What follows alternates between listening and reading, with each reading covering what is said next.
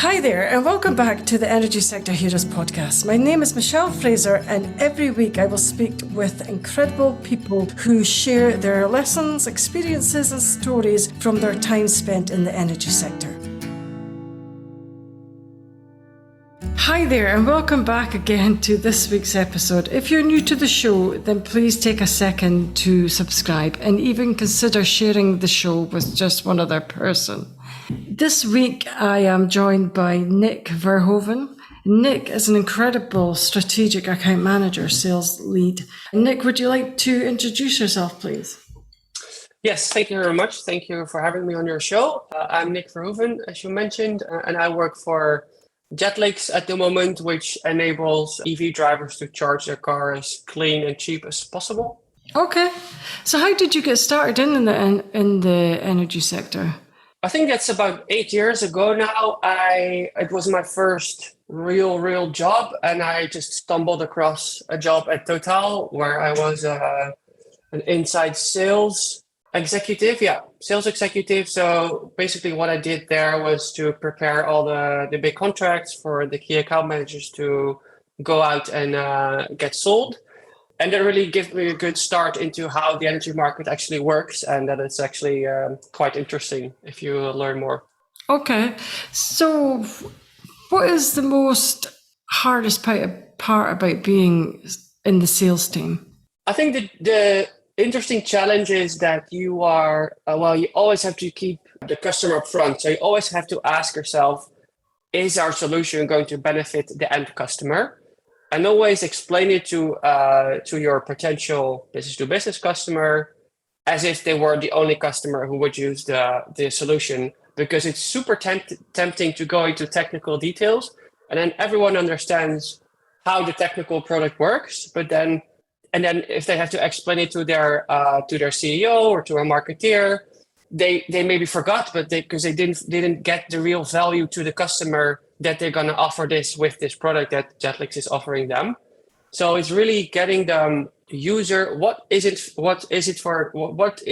it for the user question right. So that's the hardest part because it's the easiest one to overlook, but also the biggest measure to success. Okay. So how do you measure your successes in sales? Well, in sales, it's quite obvious, right? Basically, the jobs, the clients that we bring in make the company grow and make our impact grow. So if I've had a good and successful year, then we have created a lot of new customers who are very happy with our solution. And we enabled them to offer the Jetlix solution to their customers, and therefore making a very good impact on EV charging. Okay.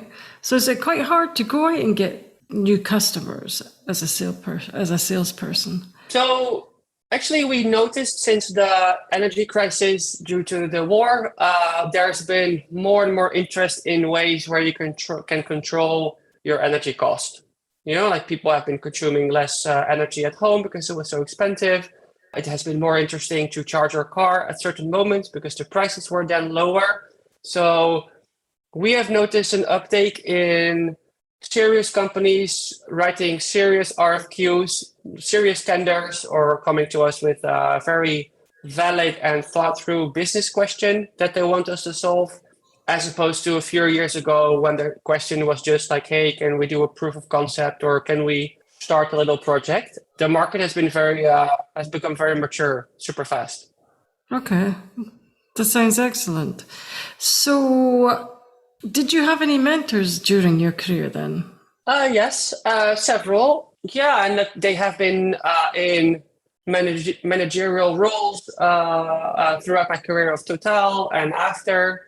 I couldn't name a specific one. I have this theory of keeping a few, like let's say, wise old men, which also can be women, kind of close to me. So if I have any questions, I can bounce them off of them, and that's really helped me getting a good perspective on like the more complicated stuff that I might be dealing with. Okay. So what's the most important thing that your mentor has taught you then? Create a problem and then solving it. I think that's the best one. Yeah. Okay. So what is the most complicated problem that you've ever solved then? There must be quite a lot in sales. Yeah, so because usually you start out with a problem of a customer, right? So basically, like what that means is don't be too careful in offering. There's a fine line between being too careful and then offering nothing, as opposed to offering something which you can build so the customer will be happy with your solution, even though that exact solution is not maybe present at that time. Because, of course, the commitment of a customer to use your product will also give you space in time and in money to develop your product even further to match his or her expectations. So that's the way that that sentence was meant. So you create your own challenge by promising something that you can do in the near future, but maybe not be like crystal clear at the moment. Okay. Is that quite hard to do then? Because I know that I would have thought that in sales that if a customer came with a particular solution that they would almost want a full and complete defined solution. Yeah, you would hope that, but that's where you have sales and sales. Because and I can relate to this because like when I was an account manager at Total Energies, I used to sell gas and power for industries and greenhouses. It's a very defined product. Of course, you were selling gas and power. You had a few balancing measures and a few markets that you allow your customer to trade on, and there was a few fees that you charge the customer to, of course, like make your money. So that's very defined. And then the customer knows what kind of product he asks from you. So those sales, that kind of sales is quite straightforward. If you look at the sales we're doing at Jetlix, it's more solution selling. Our customers, which can be an energy utility or a car OEM or a charger manufacturer, they themselves always have a different technical infrastructure on how our solution should work with them. So it's never something out of the box because we always have to adapt to their infrastructure, which is in place already. So it's always a fine line between how can we implement as easy as possible and how can we get the customer wishes as good as possible. And that's just the products which are already in our suite, which are accessible. But then obviously customers are going to challenge us by asking something which we may not have yet, but might be very interesting for us to be able to offer. And that's where the question comes in like, hey, does your question actually make sense for us to build? Can we develop this? And is there added value for our whole platform, which is going to make it logical for us to build this solution? And then on the last example, there's like almost nothing defined upfront. So we have to build the whole technical and business case together. Okay. So is it quite hard to build a technical and business case? Yes, but that's our job. So that's good. Okay. How would you go about doing that then? It would depend on the problem, I would have thought. So if I would put a method in how we do this, usually the customer comes with a question, right? Or I approach them like, hey, this solution would work for you.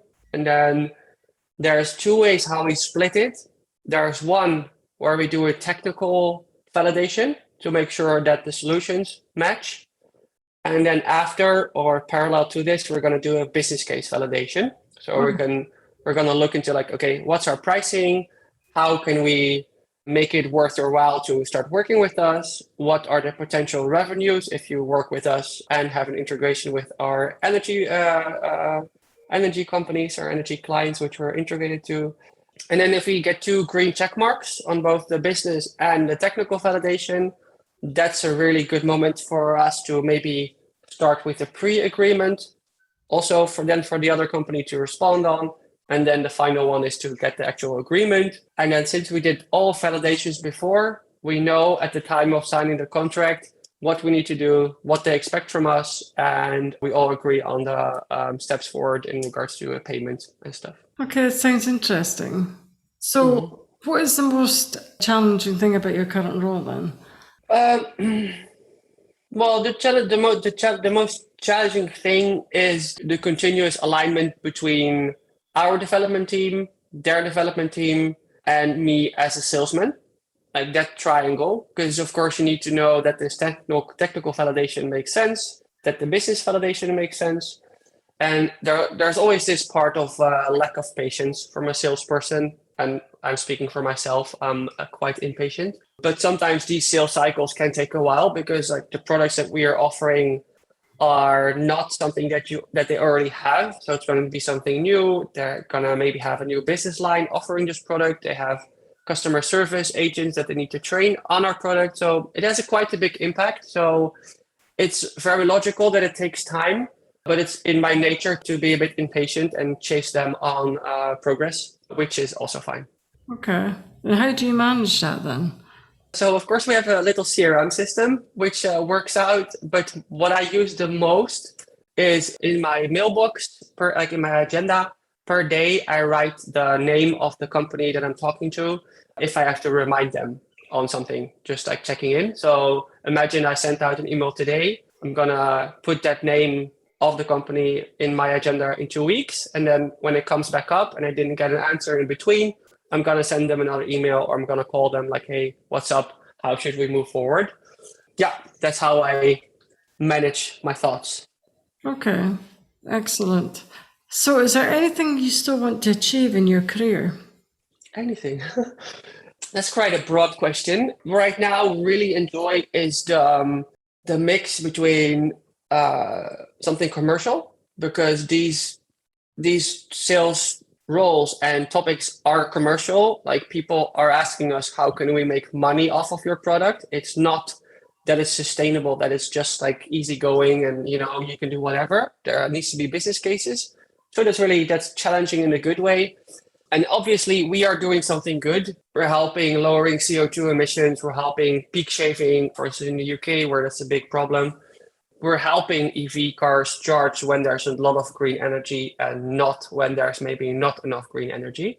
So the purpose in my job right now, I value a lot. I don't know where this is going to lead me. I really enjoy the EV sector because I've been there for a few years, and being in a fast growing sector, which is still quite young, having some experience is very valuable. So I cherish that knowledge. Yeah. I don't have like a dot on the horizon yet. I'm just working hard. And that sounds amazing as well, actually. Yeah. Yeah. So, have you ever encountered any career disasters? Career disasters. Yes. So I think what was quite a large disappointment is, well, like my first touch point with electric cars was was a few years ago. We did a project on combining an energy contract with charging stations and a charge card, basically to try to solve the price intransparency when you would charge publicly. Because our promise was, if you charge at home, if you have a contract at home and you go charging away, so you're going to charge like on the public rounds, that we would charge you the same money.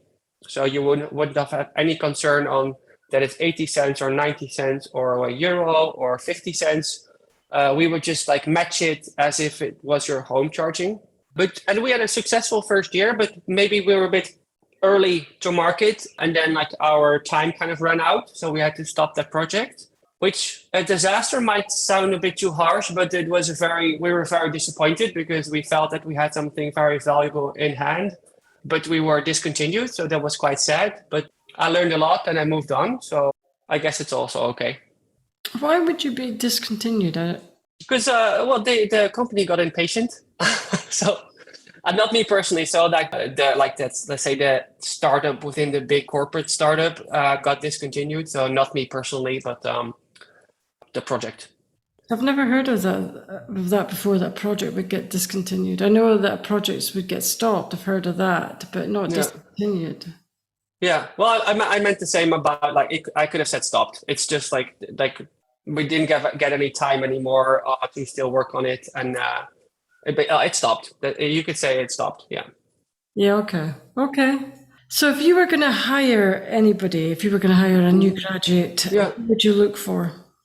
Curiosity. I think I didn't go to school for energy. Not at all. I did commercial economics. Never knew that energy was this interesting. Of course, renewable energy came up when I did graduate, but it wasn't nowhere near as big and as cool as it is now. So being curious and being open about these things is going to help you learn fast and get you up to speed fast, because speaking from my little sustainable world of EVs is it's really fast paced. Everything things change very quick, and these are they can be complicated and technical subjects. If you're curious, if you are that typical Discovery Channel watcher, then it can be a very interesting area to be in. So curiosity, I think, is one of the biggest assets I would look for. Okay, excellent. But how would you demonstrate that you were going to be curious about the particular role that you were going to be interviewing for? Would you need to do some research or something? Yeah. I would expect if I would invite someone for a role at Jet Lakes to ask me questions on a topic that was maybe in the EV news of the past week, or maybe you could say like, hey, Nick, listen, I learned that in the UK, all the chargers have to be connected by the internet so the TSO can shut them off if the demand is too high. Why is that? Right? So that means to me that you read something, that you actually read into the subject, and that you kind of understand already how our solution would be able to fix that. Yeah, so those kind of questions. Okay, interesting. Is there anything else that you would expect somebody, a potential candidate, to have prepared prior to the interview? So what I used to do, also to get my own head around the company I would apply for, is to, I don't know, make a business case on something that you saw on the website, or maybe try to translate the proposition that was in wording on the website of the company and just put it into a diagram just to understand it a bit better. And then I would be very pleasantly surprised if someone would bring that diagram to the interview. I'm like, hey, Nick, I looked at your website. I feel this and this is how your product works. Is that correct? Or maybe you have a recommendation or how you think it should be different. Yeah, that shows you that you prepared and that you actually put some time into the company you were applying for. And it shows initiative, right? So, yeah. Okay, I never really thought about doing that, actually. Interesting. So, what is your zone of genius?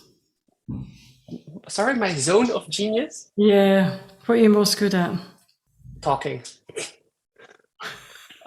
That's a terrible answer. No, but actually it's true. I'm at my best when I'm in a room with a potential customer talking about how we can solve their issues. That's my biggest strength. And then after or during, being able to translate those questions into business solutions we can actually help them with. Yeah, that's what I can do. Yeah, I was just wondering as well, it's amazing qualities actually. Communication is quite key. I was just wondering though, because you've moved industries from maybe oil and gas into renewable sustainability. Yeah. Did you find that easy?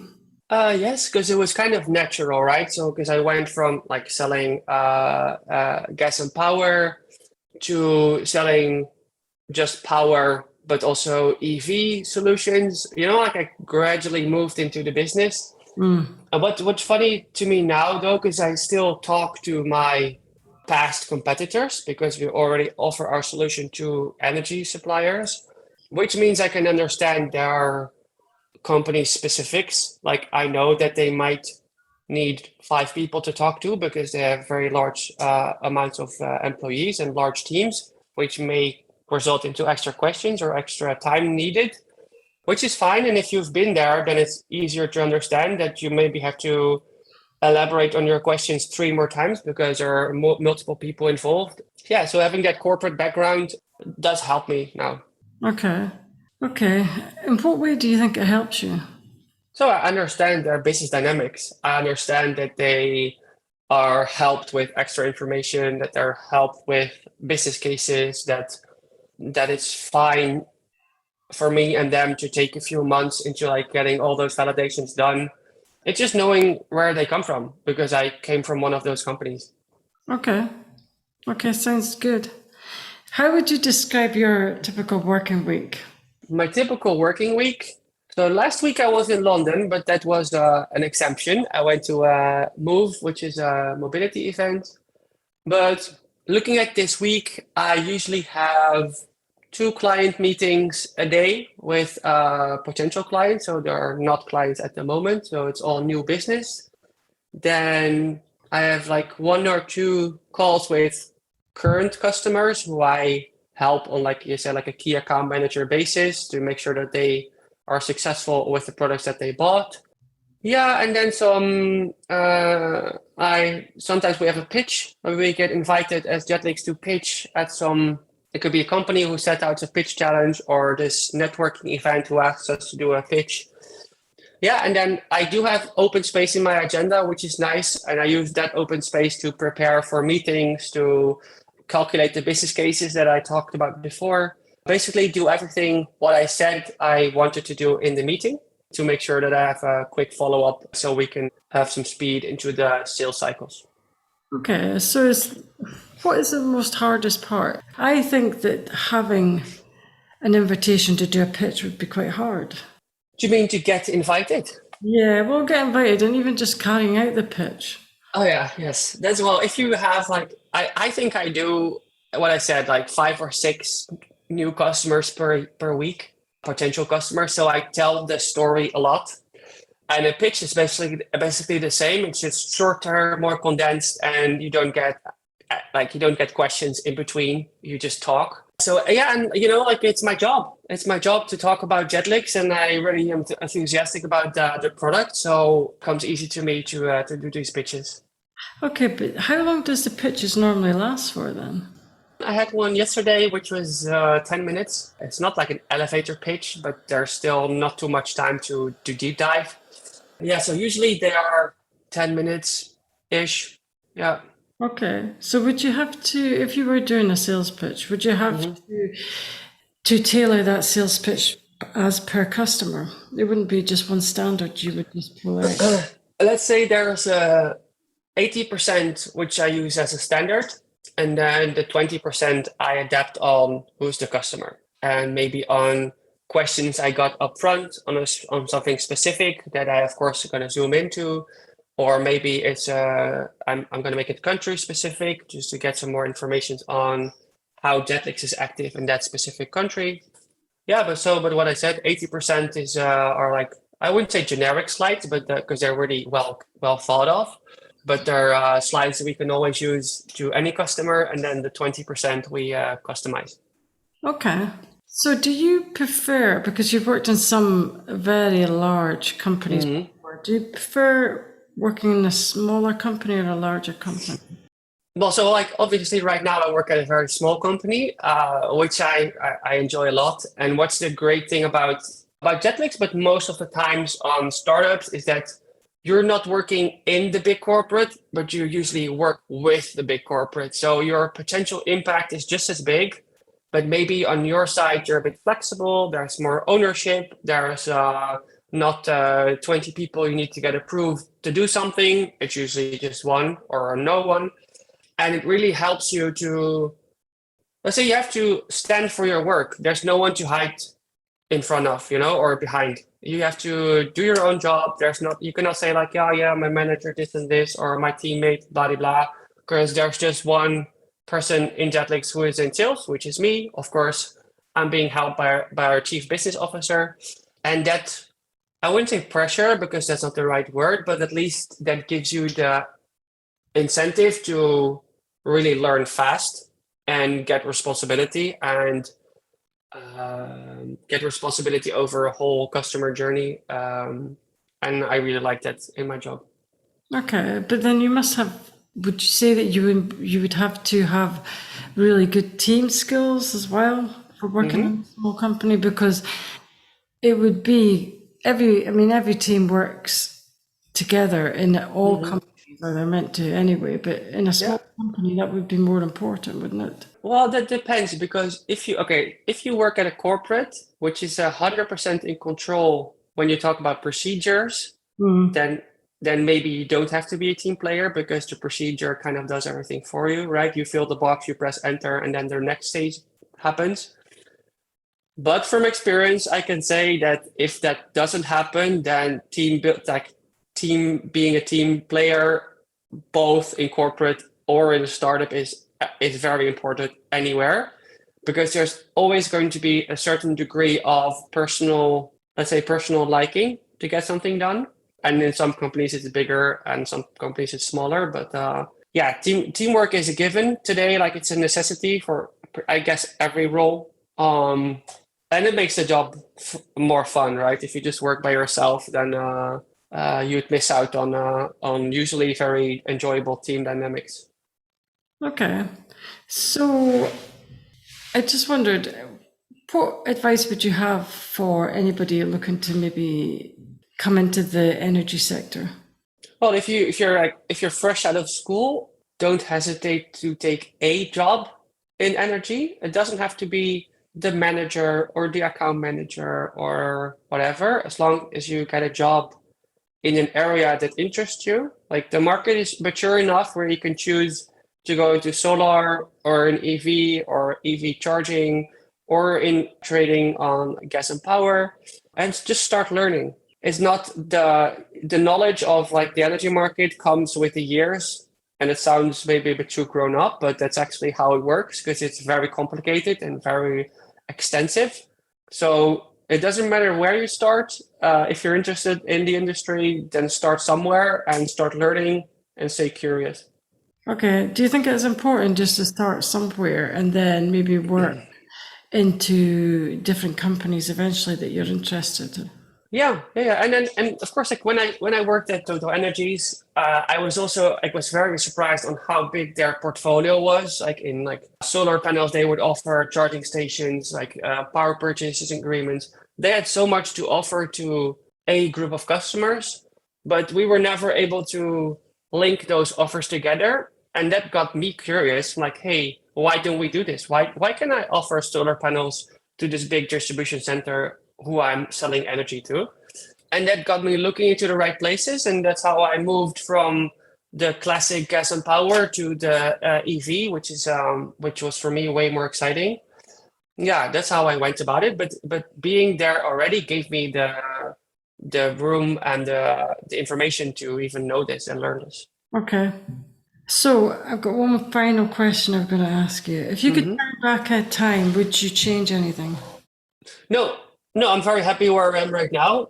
I'm in a growing niche market, which is still, I'm doing something with a bit of purpose. I'm doing something which eventually is good for the world.